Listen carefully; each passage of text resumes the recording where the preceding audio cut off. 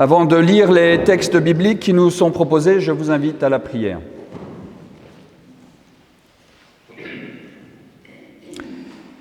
Notre Père, nous te prions de renouveler nos vies, de les rendre claires et belles sous la lumière de l'Évangile. Que ta parole nous atteigne au plus secret de nous-mêmes, que ton amour emporte nos volontés défaillantes ou rebelles, que ta joie nous attende au terme des chemins semés d'obstacles et bordés de merveilles, car tu es un Dieu de vie et tu prends soin de tes enfants. Amen. Alors ce matin, nous vous proposons 2 textes pour notre méditation. Donc vous voyez, vous n'êtes pas venus pour rien, vous avez 2 textes pour le prix d'un. Le premier texte est le texte qui est proposé dans les lectures du jour pour ce premier dimanche de l'Avent, dans l'Évangile de Luc au chapitre 21, les versets 25 à 36. Il y aura des signes dans le soleil, la lune et les étoiles, et sur la terre, une angoisse des nations qui ne sauront que faire au bruit de la mer et des flots. Les humains rendront l'âme de terreur dans l'attente de ce qui surviendra pour la terre habitée, car les puissances des cieux seront ébranlées. Alors on verra le Fils de l'homme venant sur une nuée avec beaucoup de puissance et de gloire. Quand cela commencera d'arriver, redressez-vous et levez la tête, parce que votre rédemption approche. Il leur dit encore une parabole. Voyez le figuier et tous les arbres. Dès qu'ils bourgeonnent, vous savez de vous-même en regardant que déjà l'été est proche. De même, vous aussi, quand vous verrez ces choses arriver, sachez que le règne de Dieu est proche. Amen, je vous le dis, cette génération ne passera pas que tout cela n'arrive. Le ciel et la terre passeront, mais mes paroles ne passeront pas. Prenez garde à vous-même, de peur que votre cœur ne s'alourdisse dans les excès, les ivresses et les inquiétudes de la vie, et que ce jour n'arrive sur vous à l'improviste comme un filet, car il viendra sur tous ceux qui habitent la surface de toute la terre. Restez donc éveillés et priez en tout temps, afin que vous ayez la force d'échapper à tout ce qui va arriver et de vous tenir debout devant le Fils de l'homme. Et le second texte se situe dans l'Évangile de Jean, au chapitre 21, les versets 14 à 19. C'était déjà la 3e fois que Jésus se manifestait à ses disciples depuis qu'il s'était réveillé d'entre les morts. Après qu'ils eurent déjeuné, Jésus dit à Simon-Pierre, « Simon, fils de Jean, m'aimes-tu plus que ceux-ci » Il lui répondit, « Oui, Seigneur, tu sais bien, toi, que je suis ton ami. » Jésus lui dit, « Prends soin de mes agneaux. » Il lui dit une seconde fois, « Simon, fils de Jean, m'aimes-tu » Pierre lui répondit, « Oui, Seigneur, tu sais bien, toi, que je suis ton ami. » Jésus lui dit, « Sois le berger de mes moutons. » Il lui dit pour la 3e fois, « Simon, fils de Jean, es-tu mon ami ?» Pierre fut attristé de ce qu'il lui avait dit pour la 3e fois, « Es-tu mon ami ?» Il lui répondit, « Seigneur, toi, tu sais tout. Tu sais bien, toi, que je suis ton ami. » Jésus lui dit, « Prends soin de mes moutons. Amen, amen. Je te le dis, quand tu étais plus jeune, tu passais toi-même ta ceinture et tu allais où tu voulais. Mais quand tu seras vieux, tu étendras les mains et un autre te passera la ceinture pour te mener où tu ne voudras pas. » Il dit cela pour signifier par quelle mort Pierre glorifierait Dieu. Après avoir ainsi parlé, il lui dit « Suis-moi. » Éternel, ta parole est une lampe à mes pieds, une lumière sur mon sentier.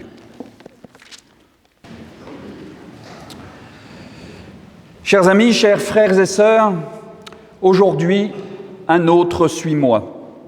Vous vous souvenez, la semaine dernière, nous avions un suis-moi de Jésus qui nous appelait à le suivre dans les tourments de la vie pour nous aider à ne pas nous perdre en quelque sorte et à relever la tête.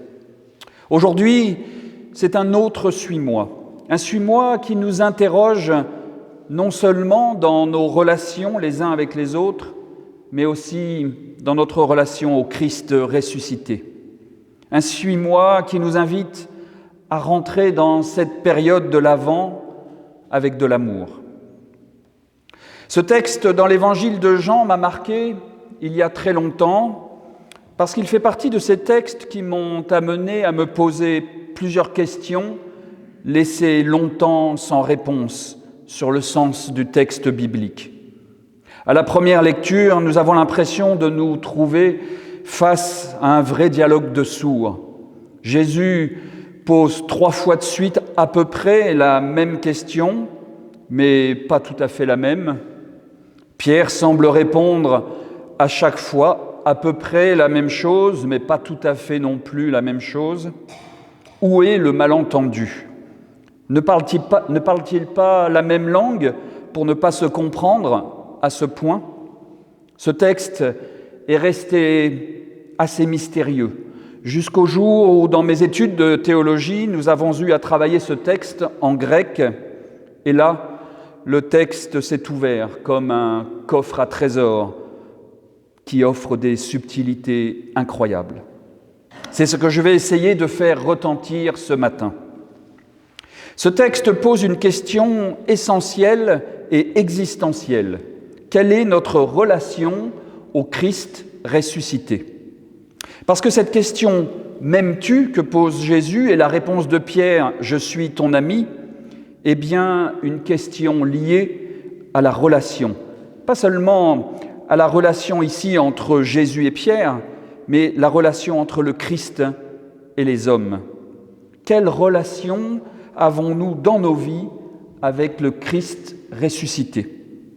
Les réponses sont multiples, allant de la relation quasi érotique au beau sens du terme, comme celle que décrit la philosophe Simone Weil lorsqu'elle fait la rencontre du Christ dans cette petite chapelle. Et je cite, « Un jour, étant seul dans la petite chapelle où saint François a prié bien souvent, quelque chose de plus fort que moi m'a obligé, pour la première fois de ma vie, à me mettre à genoux. » Puis, 1 an après, elle ajoute « Alors que je récitais le poème « Amour » et que je croyais le réciter seulement, le Christ lui-même est descendu et m'a prise. » Et puis, à l'opposé de cette relation quasi charnelle, il y a pour d'autres ce Christ comme un concept purement philosophique qui place l'homme Jésus au rang du sage ou du philosophe.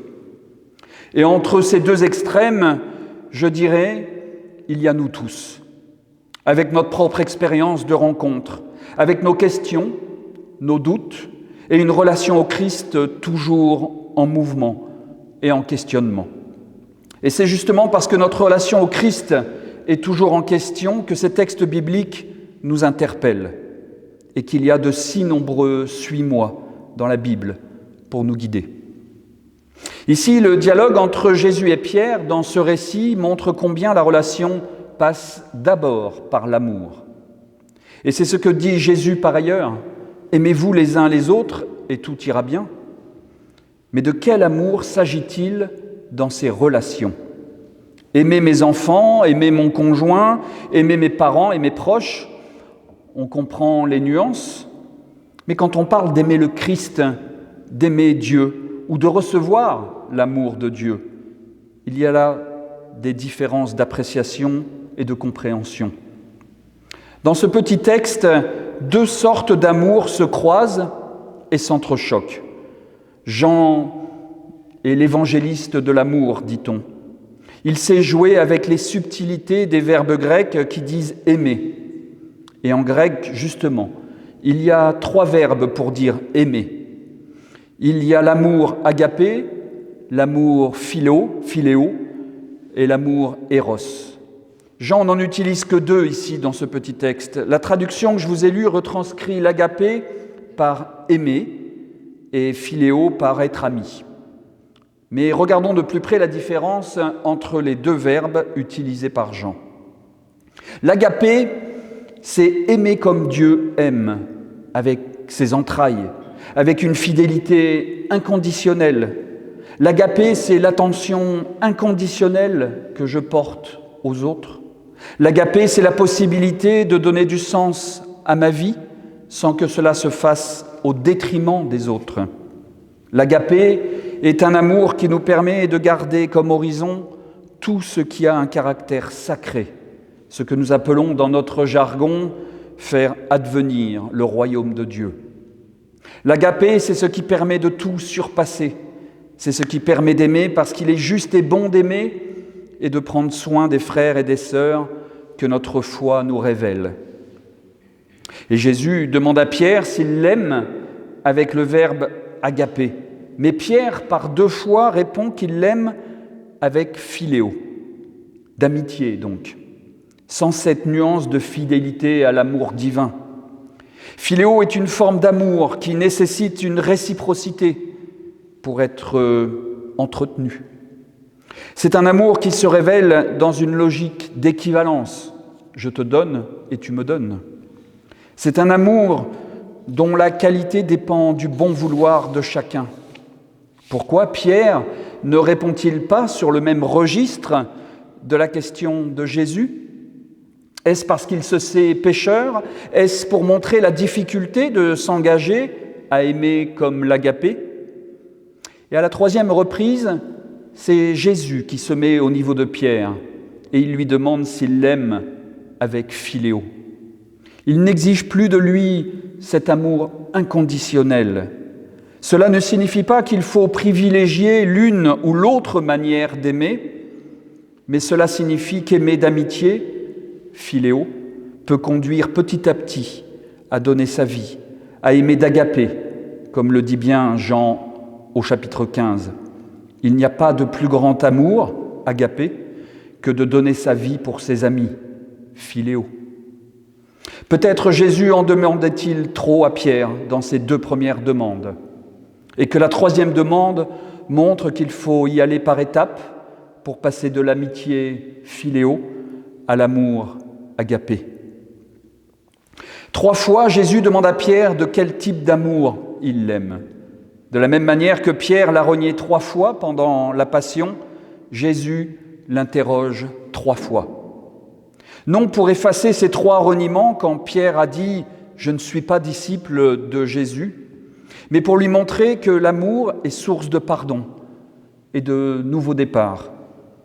À cette époque, une affirmation légale devait être dite 3 fois devant témoins pour devenir officielle. C'est ce que Jésus promulgue ici. C'est la mission de Pierre.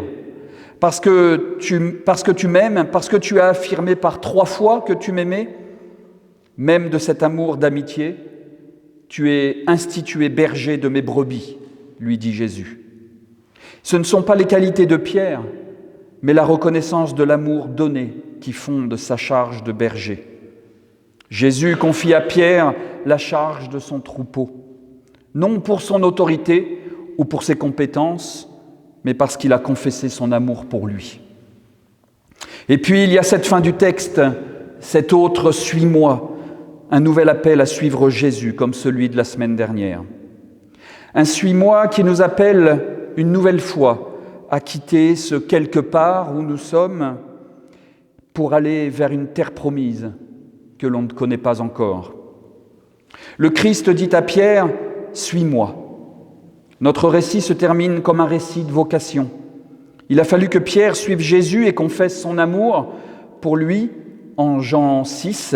« Seigneur, vers qui irions-nous ? Tu as les paroles de la vie éternelle. » Puis il aura fallu que Pierre renie son maître, puis qu'il confesse à nouveau son amour pour lui, pour qu'enfin il entende cette invitation à la suite inconditionnelle de Jésus qui le conduira à se faire serviteur de ses frères et de la parole de vie. Le « suis-moi » qui termine l'épisode résume tout. Être disciple, ce n'est pas tout comprendre, ni tout réussir.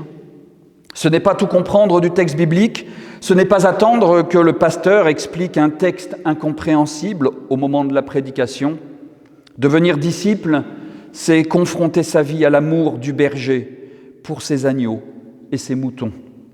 Le « suis-moi » n'est pas réservé à ceux qui n'ont jamais chuté. Suivre Jésus, c'est se laisser laver les pieds au lieu du « jamais, tu me lèveras les pieds » en Jean 13. Suivre Jésus, c'est savoir donner sa vie au lieu de « cela ne t'arrivera pas » de Matthieu 16. Suivre Jésus, c'est accepter d'aller parfois où l'on ne voudrait pas. Jésus avait promis à Pierre en Jean 13 « Tu me suivras plus tard ».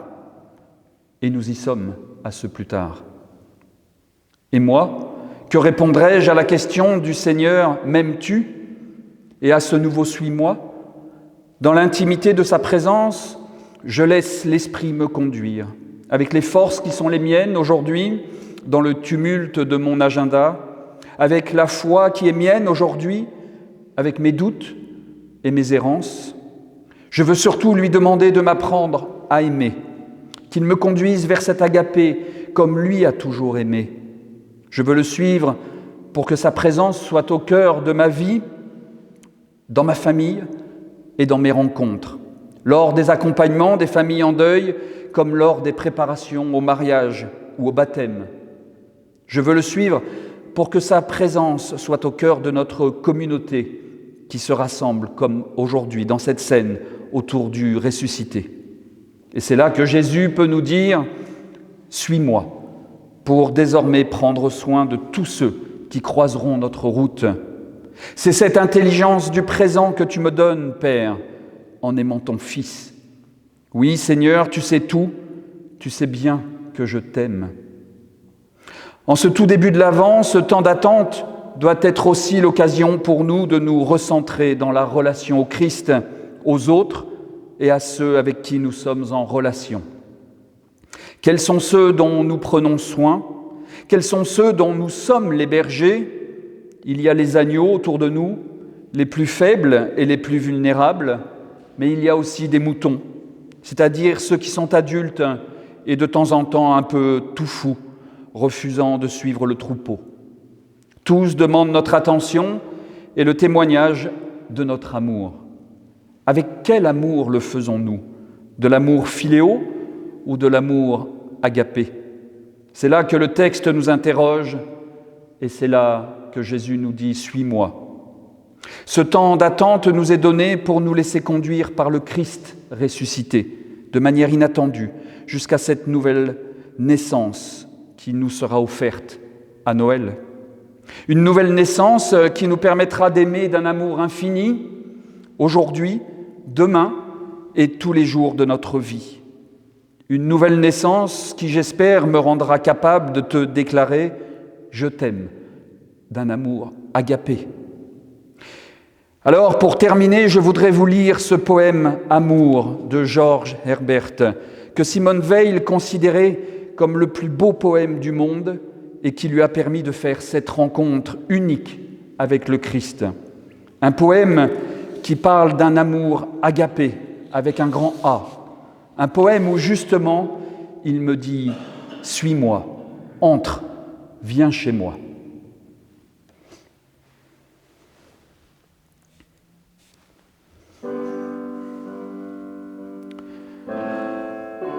Amour m'a dit d'entrer. Mon âme a reculé, pleine de poussière et péché. Mais amour aux yeux vifs, en me voyant faiblir de plus en plus, le seuil passé, se rapprocha de moi et doucement s'enquit si quelque chose me manquait. Un hôte, répondis-je, digne d'être ici. Or, dit amour, ce sera toi. Moi, le sans-cœur, le très ingrat. Ô, mon aimé, je ne puis pas te regarder. Amour, en souriant, prit ma main et me dit « Qui donc fit les yeux, sinon moi ?» Oui, mais j'ai souillé les miens, Seigneur. Que ma honte s'en aille où elle a mérité. Ne sais-tu pas, dit Amour, qui a porté la faute ? Lors, mon aimé, je veux servir. Assieds-toi, dit Amour, goûte ma nourriture. Ainsi, j'ai pris place et mangé.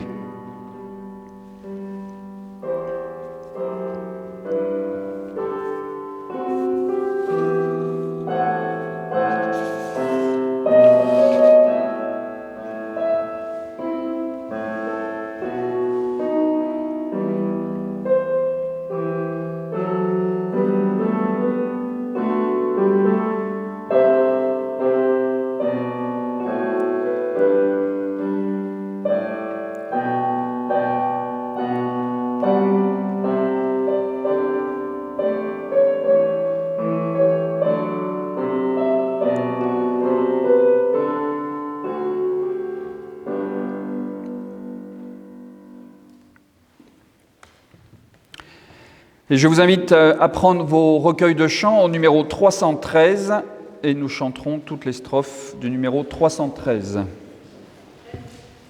313.